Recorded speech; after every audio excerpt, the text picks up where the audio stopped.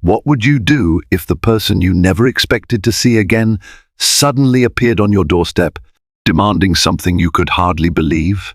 10 years had passed since millionaire entrepreneur Leonard Townsend last laid eyes on his ex-wife, Clarissa. Their marriage ended under a cloud of anger, betrayal, and secrets no one dared to speak aloud. Now, without warning, she returned older, wiser, and apparently on a desperate mission. Everyone in his circle braced themselves for the spectacle they were certain would follow. But nothing prepared them for the shocking request Clarissa brought with her, a request that would unravel their very foundations. The millionaire's ex-wife showed up after 10 years. What she wanted shocked everyone. Leonard Townsend was hardly an ordinary man. By the age of 30, he had already accomplished more than most people dream of achieving in a lifetime. Born in a modest Midwestern town, Leonard had clawed his way from near poverty to stand at the pinnacle of success. He was the founder of Townsend Innovations, a company that manufactured eco-friendly consumer products designed to reduce waste. His brand was once showcased in a feature story by the New York Times, praising him as a visionary in environmental solutions. That bit of press turned him from a promising entrepreneur into a millionaire almost overnight. With his net worth skyrocketing, Leonard indulged in all the trappings of wealth: a penthouse in Manhattan, membership at exclusive golf clubs, and invites to the most prestigious fundraisers.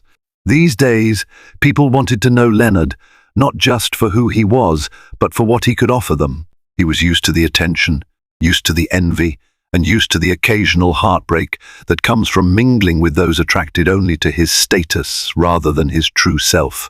But one part of his life was left in the shadows: his brief, passionate marriage to Clarissa Rhodes, now Clarissa Rhodes again, after their divorce. They had wed in their early 20s, far before the fame and the money. Back then, Leonard was just a bright engineering grad with big ideas. Clarissa was a painter who lived with dreams of opening her own gallery someday. They fell in love with each other's potential, each other's energy, not quite aware how difficult adult life could be. Their romance burned white hot until both realized how drastically they were changing, or perhaps had never truly known each other. The divorce was not amicable. Clarissa accused Leonard of neglecting her and putting work first at every turn. Leonard accused her of lacking commitment and maturity. Tempers flared, lawyers intervened, and soon enough they parted ways. The settlement was straightforward because neither had much at the time. So, in many ways, it was a clean break. Leonard buried himself in his budding empire, channeling heartbreak into ambition. Clarissa vanished from his life so completely that sometimes he wondered if she ever truly existed in the first place. For 10 years, there was no sign of her, until one quiet afternoon in the plush corridors of the Townsend Innovations headquarters. Leonard was in the middle of a routine meeting with his executive board discussing a new marketing plan for a solar-powered kitchen appliance when his personal assistant, Karen Lee, slipped into the room, an unmistakable look of anxiety contorting her normally composed features. "Sir," Karen whispered, "I'm sorry to interrupt, but there's a woman here," she says. "Well, she says she's your ex-wife, and she absolutely won't leave until she speaks with you." Leonard's heart stuttered. He set down his pen, ignoring the questioning looks of his executives. "Clarissa?" he asked, almost to himself. Karen nodded. "Yes, sir." She wouldn't give any details, only that it's urgent and private. "She asked me to tell you she's in the lobby." The last memory Leonard had of Clarissa was of her storming out of their cramped apartment. Fed up with his ceaseless brainstorming sessions and half-finished prototypes scattered around the living room. She had been wearing old paint-splattered jeans and tears in her eyes. He remembered how she slammed the door so violently a clock fell off the wall, shattering on impact. That had been the end, or so he thought. And now here she was, a decade later, in the shining state-of-the-art headquarters of the company he had founded after their separation. He excused himself from the board meeting, telling them he'd return shortly. Guided by Karen's anxious footsteps, Leonard walked past the hushed stares of staff members, every one of them keenly aware that something big was happening. Townsend Innovations was known to be a fortress of discipline, so unexpected personal visitors, especially an ex-wife, were a novelty sure to feed the grapevine for months. When Leonard stepped into the lobby, he saw her standing near one of the large indoor plants he'd placed to bring nature into the building's design. Time had altered Clarissa, though not unkindly. She was in her early 30s now, wearing a tailored blazer and slacks, nothing like the bohemian outfits she'd favored when she was a painter, chasing her muse in art studios. Her once long hair was cut to shoulder length, and she held herself with a dignity and poise that took him by surprise. Still, in her eyes, he recognized the old spirit, that fierce independence, that flame that initially captivated him, and for a split second, memories of their whirlwind romance flashed before him. Stolen kisses in the campus library, late-night conversations about their biggest hopes and worst fears. Her scolding him for never remembering to eat because he was too busy drafting prototypes. The fights, the heartbreak. He approached her cautiously. "Clarissa," he said, feeling oddly breathless. She looked up, forcing a smile. "Leonard, it's been a while." "About 10 years, he replied, forcing his tone to remain neutral. "You could have called first." Clarissa's eyes darted around. "I didn't want to risk you refusing to see me." Leonard found himself unsettled by her directness. "Let's talk privately," he said. "Follow me." They took the elevator up to Leonard's personal office, a sprawling space on the top floor, walled with floor-to-ceiling glass windows, revealing a panoramic view of the city. He gestured for her to sit on the plush leather armchair opposite his desk, while he took a seat behind it. This was his territory, after all, and he wanted the barrier of the desk between them, at least for now. Clarissa gazed around the room. "Congratulations, Leonard. This is stunning," she said. There was no sarcasm in her voice, no bitterness, just a calm sincerity that he found disconcerting. "Thank you," Leonard replied. "Now, tell me, why are you here?" She pressed her lips together, then sighed. A straightforward question. It deserves a straightforward answer. Clarissa looked at the office door, as though to ensure it was closed. Then she turned her full attention to him.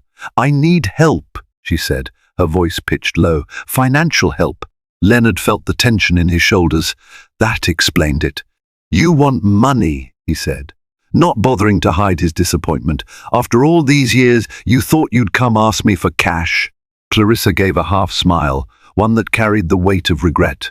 "It's not that simple," she said, "and you might feel differently once you hear the reason." Despite himself, Leonard was intrigued. "Go on," he said, leaning back in his chair. Clarissa took a deep breath, bracing herself. "I'm facing a lawsuit," she began. "It's complicated. I was working on a project commissioned by a major art collector. I spent 3 years creating a painting series, and it became a small success. However, there was a dispute about the authenticity of one piece, because part of it was based on a style technique I'd once tested with another artist. They're accusing me of plagiarism, claiming my technique was stolen intellectual property. The collector is powerful, and this lawsuit could ruin me. I've run out of resources, Leonard. I can't afford the kind of legal defense I need. And, well, you know me. I didn't steal anything. But I can't prove it alone." He studied her quietly. This was not the sob story he had expected, some shallow attempt to snatch easy money. Her voice was laced with genuine desperation. He recalled the fiery determination she always had when it came to her art.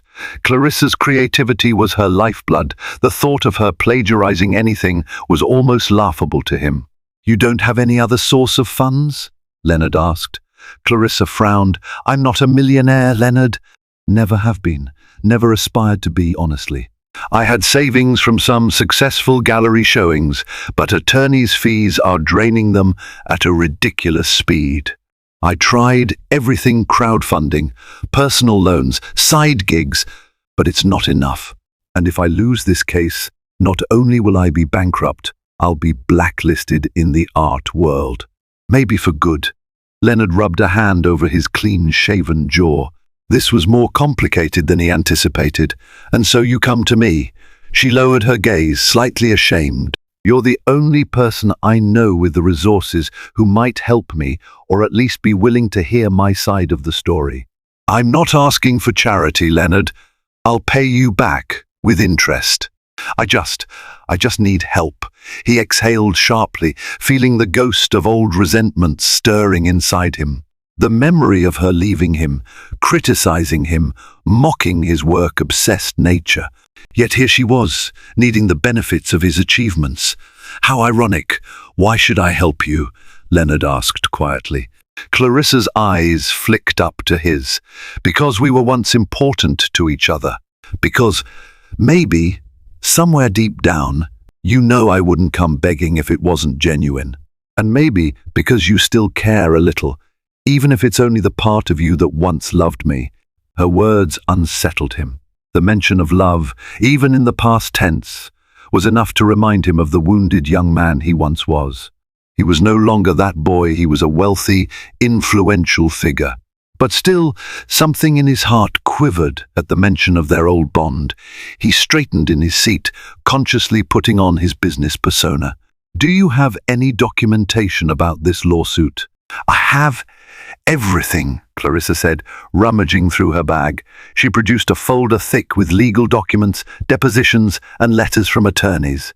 Leonard skimmed them, noticing that the collector's name was indeed well known among certain wealthy circles. If Clarissa was being sued by this man, it was no joke. The cost of legal representation alone would be astronomical. This is serious, Leonard muttered. Tell me about it, Clarissa said ruefully. I've tried everything.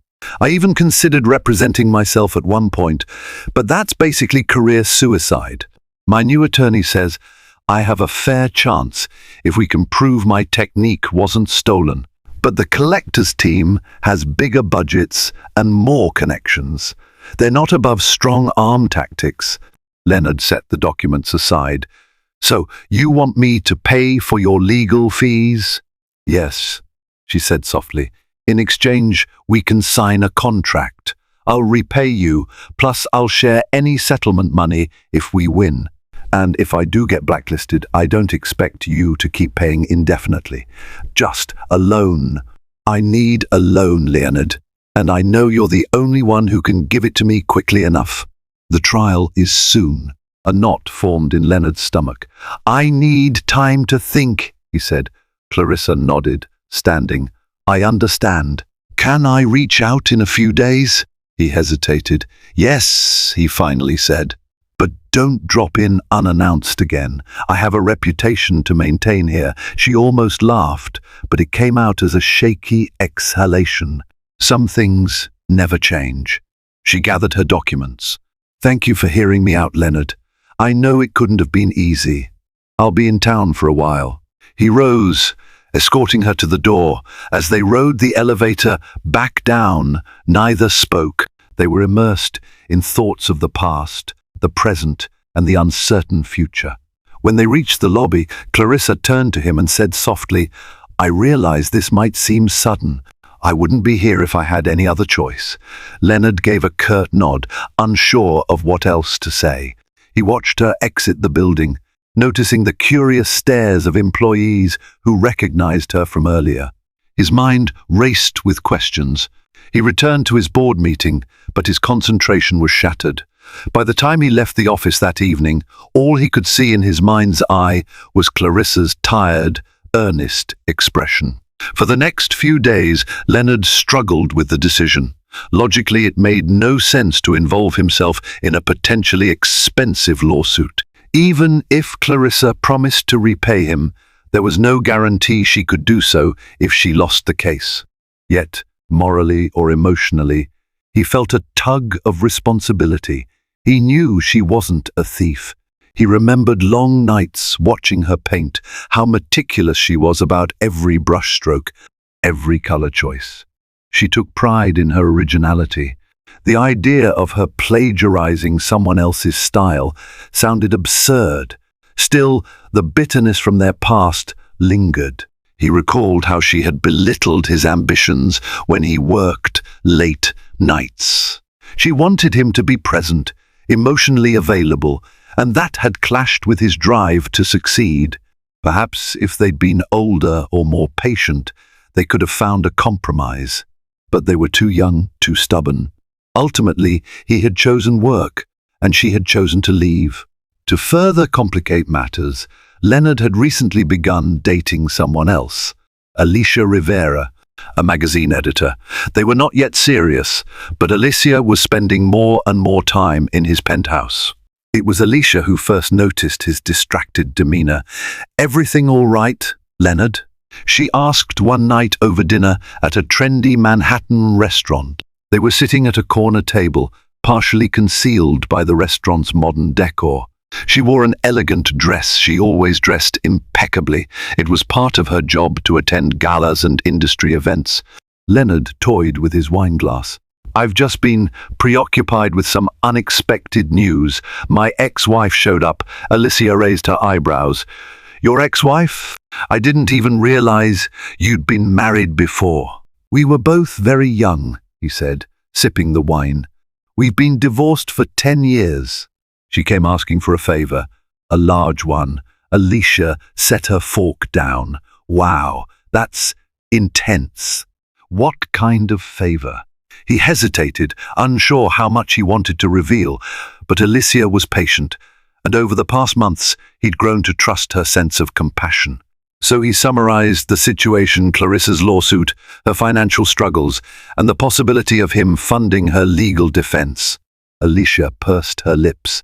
"That's a significant request, Leonard. Do you still have feelings for her?" He frowned. "I don't think so.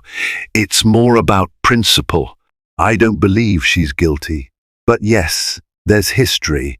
We weren't on good terms when the marriage ended." Alicia nodded. "Well, you're an adult. You can make your own decisions, but be careful. She might see you as an easy mark." Leonard allowed Alicia's caution to hang in the air, unchallenged. "I'll think about it carefully. Thank you for understanding." And he did think about it, days of mental back and forth, weighing the financial risk against the moral obligation. Eventually, he decided to at least hear Clarissa's plan in full and consult with his own legal team. So he arranged a meeting with her at a small cafe near Central Park, a place neither of them frequented. They sat at a corner table. Clarissa looked tense, clutching a mug of coffee as though it were a lifeline. Leonard wore a business casual outfit, trying to strike a balance between being approachable and maintaining professional distance. He slid the legal papers back to her. "I had one of my company lawyers review these," he said. "They believe you have a strong defense if properly presented, but they also agree it'll be a lengthy, expensive fight." Clarissa nodded. "So, do you have any interest in helping me?" Leonard took a measured breath. "Yes," he said, "but I have conditions. One, I want a legal agreement stating this is a loan. Two, if you lose, we'll figure out a repayment plan that's structured so you won't be completely destitute. But I'm not in the business of throwing away money. Three, if a settlement or damages are awarded, you pay me back first with any net gains. Finally, I want to have some input in choosing your legal representation. This is partially my money at stake, so I want the best possible defense." Clarissa's shoulders relaxed, relief washing over her features. "All of that is fair," she said. "Thank you. I mean it." Leonard sipped his tea. "Don't thank me yet. I'm not going to be easy on you. I'm doing this because I believe you're telling the truth, and because—" He paused, choosing his words carefully. "Because a part of me regrets the way we ended. If I can help you, maybe I can let go of some of that regret." Her eyes shimmered with emotion. "I appreciate that more than you know. They went on to discuss the specifics. Leonard suggested a high-profile lawyer he'd used for business disputes, someone named Martin Cole, known for his ruthless style and success rate. Clarissa balked at first. Martin was expensive, known for representing major corporate entities, but she realized that might be precisely the kind of advocate she needed to stand a chance.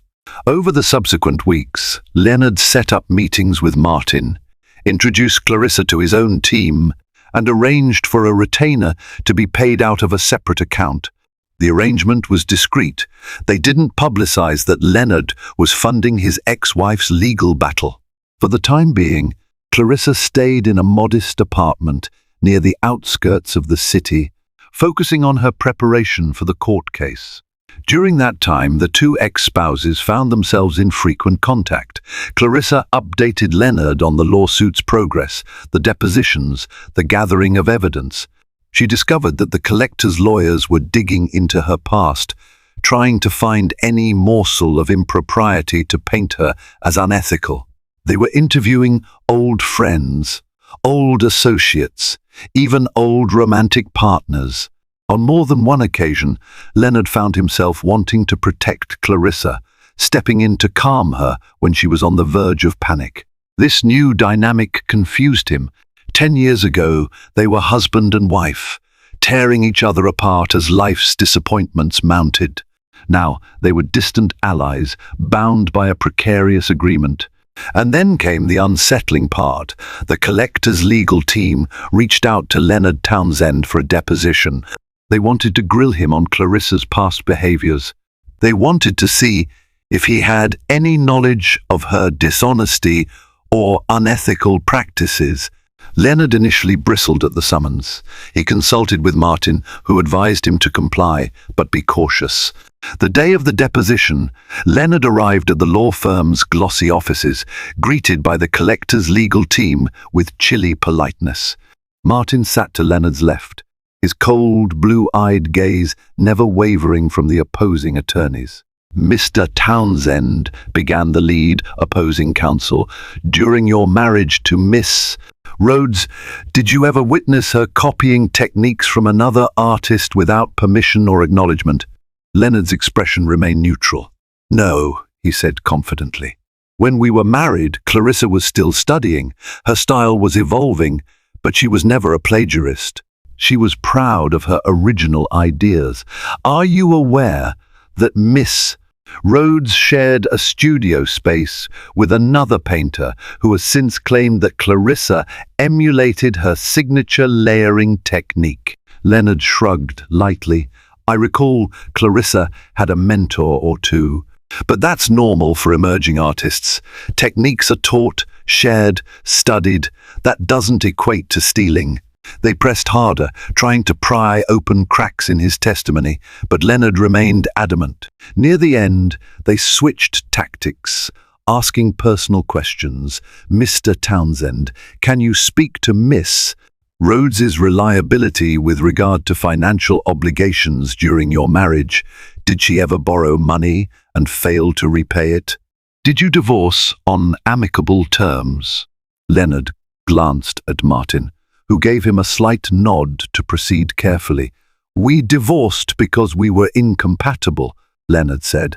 "It had nothing to do with financial misconduct. I wouldn't be here defending her otherwise. It was the best he could do without revealing personal grudges or the complexities of their past." He left the deposition with a sense of foreboding. The collector's team was clearly willing to stoop to character assassination. Martin assured Leonard they were simply trying to rattle him, see if they could glean any damaging information. Clarissa was waiting outside the firm's office tower when Leonard emerged. She looked anxious. "How did it go?" she asked. Leonard exhaled. "They tried everything to discredit you," he said. "Even asked personal questions about our marriage. Don't worry, I said nothing that could hurt your case." She gave a sad nod. "I'm sorry you had to deal with that." "It's fine," Leonard replied, noticing the tension lines around her eyes. He realized she looked thinner, more stressed than ever. "Are you taking care of yourself?" Clarissa gave a hollow laugh. "I'm trying. But it's been hard to focus on art with this hanging over my head. I feel like my entire identity is on trial." Leonard hesitated, then gently placed a hand on her shoulder. "We'll get through this," he said. "Keep believing that." Clarissa's eyes met his, and for a flicker of a moment, there was that old spark, that ghost of the connection they once shared. Then she gave a faint smile and looked away. As the trial date loomed, the stress mounted. Alicia, sensing Leonard's preoccupation, began to distance herself emotionally, unsure where she stood. One evening, after an event Alicia was hosting for her magazine, they sat in the back seat of a chauffeured car. The city lights glimmered through the windows. "You've been preoccupied," Alicia observed, her voice neutral. "Even more so than usual."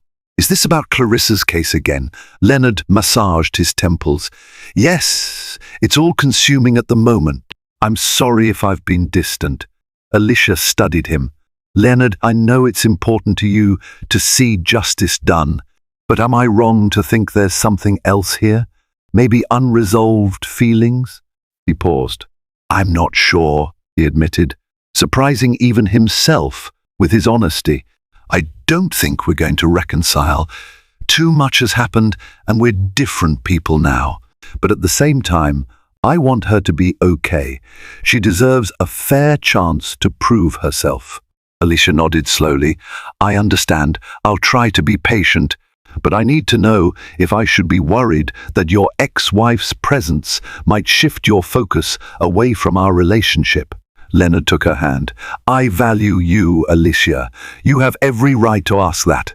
I don't foresee this changing how I feel about you, but I also can't deny that this is a complicated emotional situation. I was married to her once, after all." She withdrew her hand from his, her lips pressed in a tight line. "Complicated indeed," she echoed.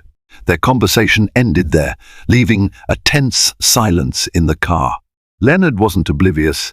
He realized Alicia's patience wasn't infinite, and a small voice inside him asked if he was being fully honest with himself. The trial itself was a media spectacle in the art world. The plaintiff, the wealthy collector, was known for his flamboyant persona. He arrived at court with a team of lawyers in sharp suits, each wearing expressions of smug confidence. Clarissa, by contrast, walked in with Martin by her side, and Leonard watched from the gallery, heart pounding in his chest. Testimony after testimony either attacked or defended Clarissa's methodology. Some artists claimed everyone borrows from each other to a degree, others insisted. Clarissa had been mentored in a specific layering technique that was considered proprietary by her mentor. The question was whether it was truly stolen or simply a common approach that the mentor had popularized. Clarissa spoke in her own defense, passionately describing her creative process. She produced sketches, old notebooks that showed how she'd developed her style through experimentation. She refused to back down, even under withering cross-examination from the collector's lead attorney. Martin unleashed his own onslaught, pointing out that the mentor never trademarked or patented anything. Therefore, no legally recognized intellectual property right had been violated, especially since painting techniques were notoriously difficult to claim as exclusive. He also highlighted how the collector had a history of being litigious, having sued other artists in the past for reasons that always seemed to revolve around money. Leonard sat through every grueling session. The tension in the courtroom was thick enough to cut. Meanwhile, Alicia watched from afar, reading coverage in the newspapers and wondering if Leonard's presence at Clarissa's side signaled more than just financial assistance. Finally, after days of arguments, witness testimonies, and legal jockeying, the jury deliberated. Leonard paced the corridor outside the courtroom with Clarissa, Martin, and a small circle of supporters. When the bailiff announced the jury had reached a verdict, they all filed back in. The four-person stood, reading aloud the words that would shape Clarissa's fate. "We, the jury, find the defendant, Miss Clarissa Rhodes, not liable for plagiarism." We also find that the plaintiff did not prove damages to his reputation or financial interests based on Miss Rhodes's art series, and we order that the plaintiff's claims be dismissed. A wave of relief crashed over Clarissa. Her legs nearly buckled, and Martin had to steady her. Leonard couldn't help but smile, feeling tension drain from his body. The collector's face twisted in anger, and his lawyers muttered among themselves. They had lost, and with that, Clarissa's reputation was spared. Outside, reporters milled about, hoping to catch statements. Martin, ever the showman, gave a succinct remark about justice being served. Clarissa, exhausted but victorious, let out an exhilarated sob, hugging Martin, then glancing at Leonard with tearful gratitude. That night, Leonard found himself in Clarissa's small apartment. He had driven her there after the celebratory dinner with Martin and a few of her artist friends. The place was cramped, the furniture mismatched, but it was neat and full of color. Paintings leaned against nearly every wall. It was a far cry from Leonard's sleek penthouse. "Thank you," Clarissa said. "Really, Leonard, thank you. I know we're not what we once were, but I appreciate everything you did to help." He leaned against the worn couch, removing his suit jacket. "You're welcome," he said, noticing how everything in the apartment smelled faintly of turpentine and coffee, just like the studio she used to rent back in the day. "I'm proud of you for standing your ground," she smiled, her eyes shining. "I'd forgotten what it was like to have someone in my corner, someone who believes in me." Leonard swallowed, an ache building in his chest. He thought of Alicia, who was at her own apartment, probably wondering about his whereabouts. "Clarissa," he began, "I want you to succeed." I guess I never stopped wanting that for you." Her breath caught. Leonard. They locked eyes. A world of shared history vibrated in the silence, a swirling mixture of regret, love, betrayal, and longing. An invisible boundary was crossed when Clarissa stepped closer, raising a trembling hand to his cheek. He couldn't deny the gravitational pull of that moment, the electric hum of unspoken confessions. He could smell the faint paint fumes on her fingertips. Before he knew it, their lips were inches apart.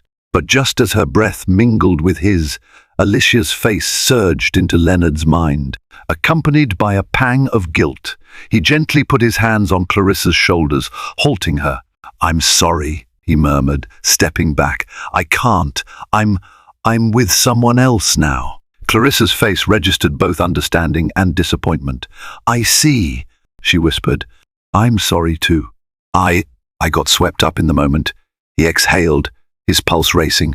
"We have too much history, and too much has changed. Let's not complicate things more than we need to."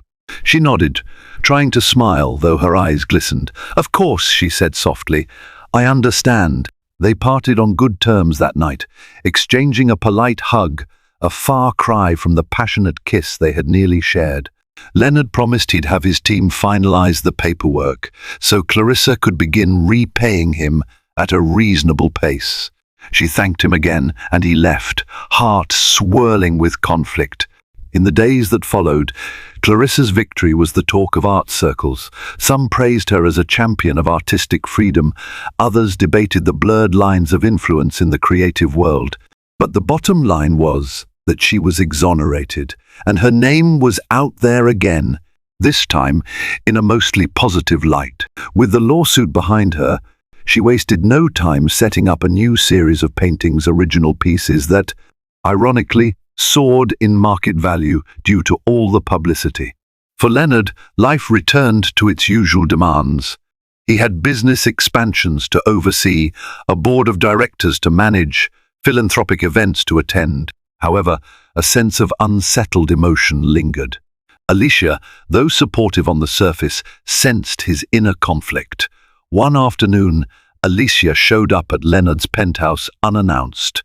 She found him in his study, going through paperwork. Without preamble, she set her purse on a side table and said, "We need to talk." Leonard arched an eyebrow.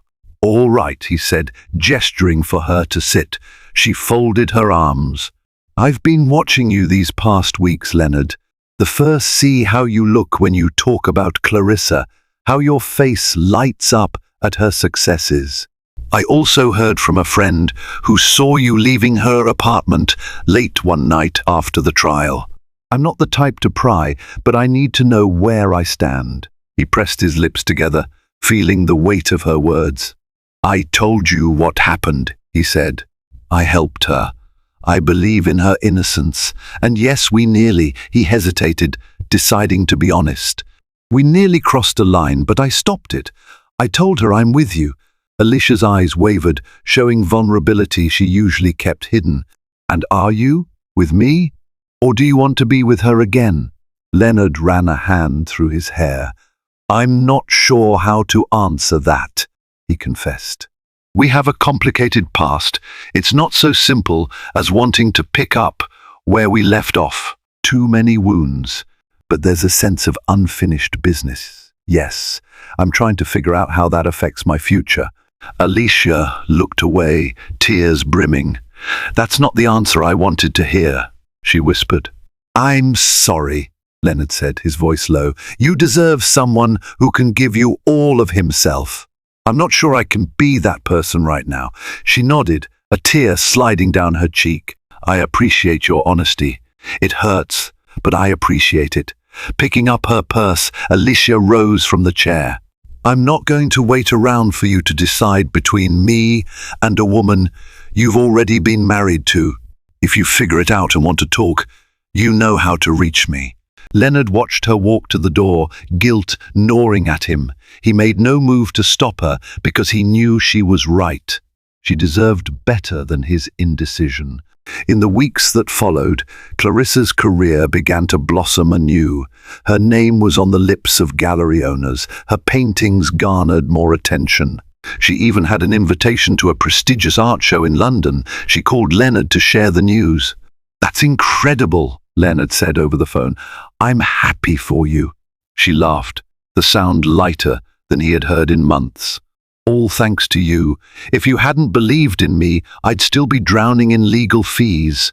Leonard gave a modest smile, even though she couldn't see it. It wasn't just me. You did the work. I just provided the funds. They chatted a bit longer, the conversation easy and playful. It was reminiscent of their early days, when they were just two idealistic young adults discussing their dreams. But Leonard's mind was restless, recalling Alicia's departure. A few days later, Clarissa invited him to a small gathering she was hosting, just a casual get-together in a downtown loft gallery to celebrate her recent success. Initially, he hesitated, wondering if it was a step toward re-entangling their hearts. But he decided to attend, if only to support her and see some old mutual friends. The loft gallery was a bohemian space full of tall windows and exposed brick. Paintings of various artists adorned the walls, and a small crowd of art enthusiasts circulated with glasses of wine. Clarissa stood in the center, radiant in a simple black dress, her hair pinned in an elegant twist. When Leonard arrived, she greeted him with a warm smile, hugging him casually as though they were dear friends. I'm so glad you made it, she said, taking him by the arm and leading him into the room. They spent an hour mingling. Clarissa introduced him to a few collectors, praising his role in her legal victory. Leonard found himself deflecting attention. He didn't want to overshadow her moment. As he sipped his wine, he noticed a tall, well-groomed man approach Clarissa. She greeted him with a familiar smile, and they exchanged a few hushed words. Leonard felt a twinge of curiosity. Friend of yours? He asked when the man stepped away. A faint blush colored Clarissa's cheeks. Yeah, that's Alexander Shaw. He's an art dealer from Los Angeles. He's expressed interest in representing my next series. Leonard nodded, trying to keep his tone neutral. That's good, right? Clarissa nodded. Yes, it is. He's done wonders for young artists, and he's well connected in California. Honestly, it might be the next best step for me. Leonard forced a smile. I'm happy for you. Sounds like an incredible opportunity. She studied his face. Leonard, you know that you'll always be important to me, but I have to consider what's next in my life, in my career. Sometimes that might mean I don't stay in New York. He swallowed. If you leave, will you be okay? Especially financially? Clarissa stepped closer, lowering her voice. I'll start repaying you next month, as per our agreement. I also have a few commissions coming in. I'm not that struggling artist you once knew, she said with a gentle laugh. Not anymore. An unexpected sting of loss pricked Leonard's heart. He realized he had grown used to the idea of seeing Clarissa in New York, an echo of old times. Now she was talking about leaving, forging a new path with a new dealer, and yet wasn't that exactly what he wanted for her? Success, happiness, a fresh start. He looked around the gallery, the low hum of conversation wrapping around them like a comfortable blanket. I guess I should let you do what's best for you, he said, hearing the tinge of resignation in his own voice. Clarissa tilted her head, regarding him with an expression he couldn't quite read. We can still be friends, can't we? Leonard gave a small nod. I'd like that, he said. And he meant it, though a swirl of emotions churned in his gut. A month later, Clarissa's move to Los Angeles became official. She found a small studio space in a bustling arts district, arranged by Alexander Shaw. The timing was perfect, as she had multiple commissions to fulfill and a chance to expand her reach on the West Coast. Before she departed, she insisted on a final in-person meeting with Leonard to sign the repayment contract. They met at his penthouse, a location that for so long had been emblematic of his success and her absence. She stepped into the sleek marble foyer, eyes roving over the modern art pieces he'd collected over the years. Some pieces she recognized, others she didn't. It's changed so much, she murmured, trailing a hand over a minimalist metal sculpture. Leonard offered her a seat in the living area, handing her a pen and the documents. As she skimmed the contract, he watched her, memories flooding back of the day she'd walked out of his humble apartment years ago, accusing him of being married to his work instead of her. How drastically life had changed since then. Clarissa signed the documents with a flourish. There, she said, handing them back. All official. I'll make the first payment soon. Leonard nodded, placing the papers in a folder. I have no doubt you'll keep your word, he said softly. They stood, and for a moment, neither knew how to say goodbye. Finally, Clarissa took a step forward and hugged him, resting her head briefly against his chest. Thank you for everything, she whispered. I'll never forget it. He held her gently, feeling her warmth, smelling the faint hint of paint on her clothes, always the painter, no matter where she went. Take care of yourself, he said. Then she was gone, leaving him alone in the penthouse with only the distant hum of the city for company. Life, however, has a way of weaving unexpected twists. A few months passed peacefully. Leonard threw himself back into Townsend Innovations, exploring expansions into European and Asian markets. The memory of Clarissa receded to a gentle ache. Occasionally, they exchanged polite emails about her repayment plan, but their interactions were largely professional. Then, out of the blue, came a day of reckoning. Leonard was in his office, scanning through financial statements, when Karen Lee, his trusted assistant, rushed in, her face pale. Sir, she said, voice trembling, there's an emergency meeting with the board. They've discovered something off in the company's finances. Leonard's heart jolted. What do you mean off? Possible embezzlement, Karen whispered. They're tracing large transactions made to unknown accounts.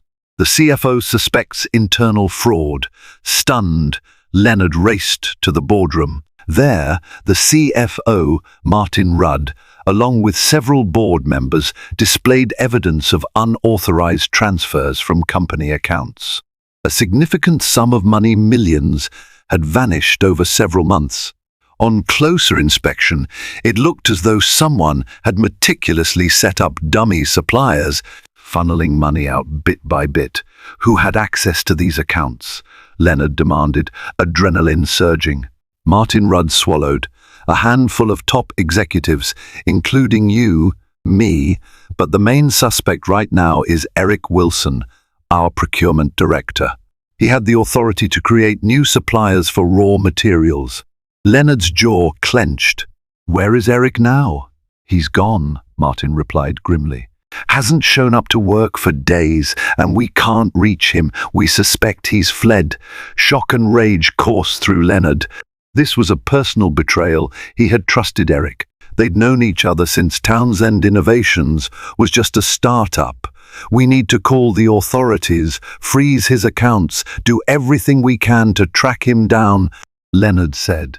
The board unanimously agreed. Over the next days, an internal audit consumed Townsend Innovations, sapping resources and morale. The press got wind of the scandal. Suddenly, Leonard, once a darling of the business world, found himself in the crosshairs of media scrutiny. Headlines speculated about incompetent leadership, possible involvement, or oversight. Shares in Townsend Innovations plummeted as nervous investors pulled out. It was a crisis of massive proportions, one that tested Leonard's resolve like never before. He'd built his empire on a foundation of trust and innovation, only to have a key member of his team siphon off millions. Now, he faced the possibility of layoffs, cancelled expansions, and a tarnished reputation. Even as the criminal investigation deepened, Leonard discovered that Eric Wilson had orchestrated the fraud with chilling sophistication. Fake vendor accounts, shell companies abroad, and carefully forged documents allowed the money to slip away unnoticed for nearly a year.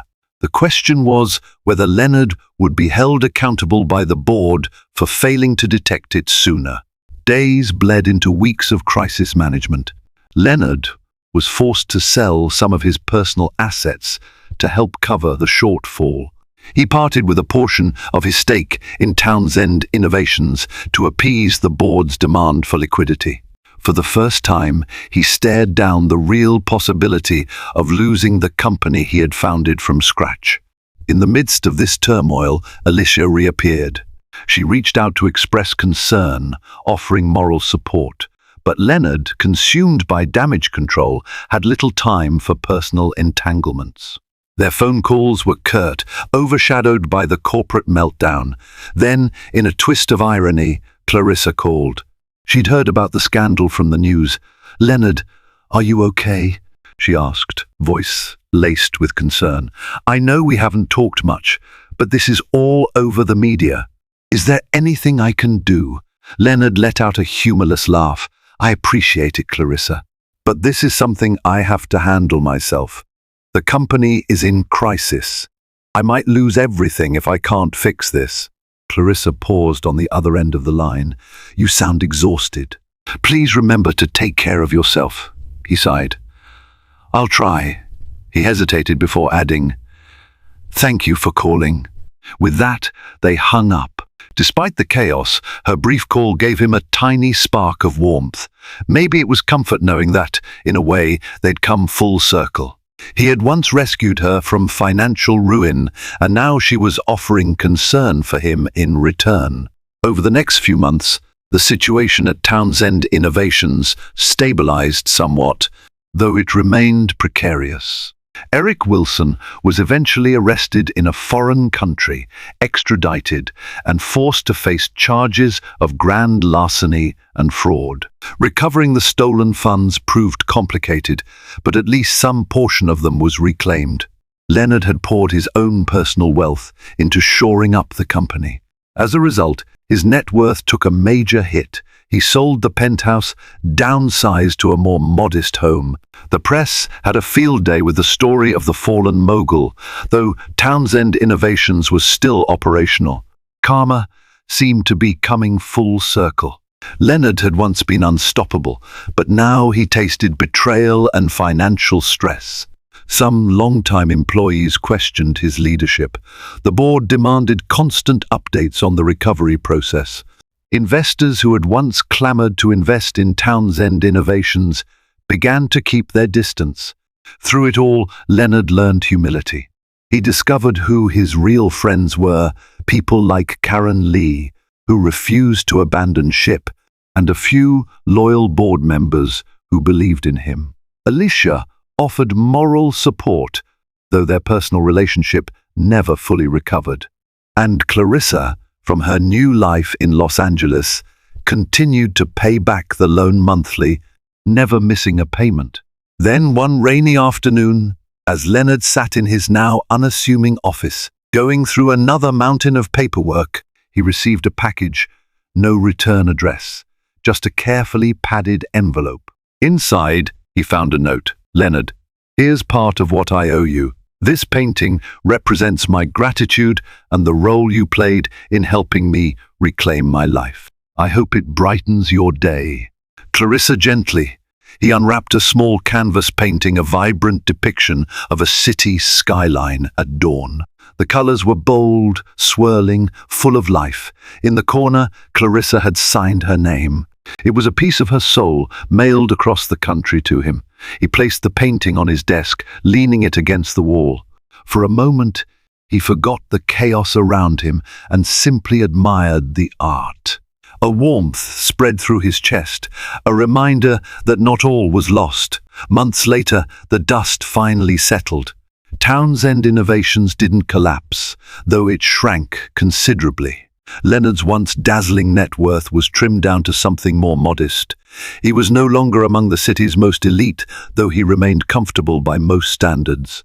Now he focused on rebuilding trust, forging leaner, more sustainable growth. Instead of chasing the biggest expansions, he concentrated on what made the company special: innovation and integrity. He took to personally interviewing every high-level candidate, ensuring no repeat of Eric Wilson's betrayal. He spent more time with employees on the ground floor, learning from their day-to-day tasks. In short, Leonard Townsend was a changed man, less naive, more grounded, and infinitely more cautious. One day, Karen Lee stepped into his office with a letter. "Sir, this came in the mail for you," she said, handing him the envelope with a knowing smile. Leonard opened it. Inside was a short note from Clarissa, plus a cashier's check covering the full remainder of her debt. He ran his fingers over the numbers, heart thumping. She'd sold several major pieces in a recent show and decided to pay off her obligation in one lump sum. The note read, "Leonard, it's been a journey, hasn't it? I can never repay you for everything you did, but at least I can clear my debt. I hope you'll continue to succeed, rebuild, and find happiness. Let's keep in touch on better terms this time." With gratitude, Clarissa Leonard stared at the check for a long while. In the past, that amount of money would have been negligible to him. Now it mattered.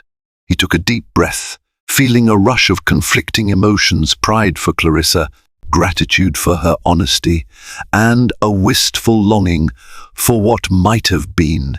He pulled out his phone and tapped out a message. "Clarissa, just received your check and note. Thank you. Congratulations on your success. Let's talk soon." Leonard, he didn't know where life would lead them, whether they would meet again in person, remain distant friends, or drift apart entirely. But for the first time in a long time, he felt a sense of closure, as though the wheel of karma had turned full circle, teaching both of them lessons about ambition, loyalty, and forgiveness. Hard karma had indeed hit back first for Clarissa, accused of a crime she did not commit, forcing her to rely on the ex-husband she once scorned. Then for Leonard, betrayed by the very person he trusted, facing financial turmoil that forced him to learn humility and realign his priorities. Yet both emerged stronger, shaped by their trials and more in tune with the values they had once overlooked. In the end, the real question wasn't about the money or the fame or the headlines. It was about whether two people, once bound by love and then driven apart by ambition and misunderstandings, could find a measure of peace and respect in each other's lives. And in that regard, they had. Thank you for coming on this emotional roller coaster of secrets, betrayals, and unexpected redemptions. We watched a young marriage crumble under the weight of ambition, only to see fate bring Leonard and Clarissa back together a decade later. Their journey wasn't smooth, rife with legal battles, scandal, and soul-searching, but in the end, both found a resilience neither knew they possessed. Clarissa stood up for her art, while Leonard rediscovered humility and true integrity. Their story reminds us that second chances aren't always about rekindling old flames. Sometimes they're about finding closure, forging new beginnings, and letting karma run its course. If you found this story captivating and want to hear more dramatic tales of love, loss, and life's unexpected twists, please remember to like, share, and subscribe to our channel. Your support means the world to us and helps us continue bringing you powerful stories just like this one. Thank you for watching,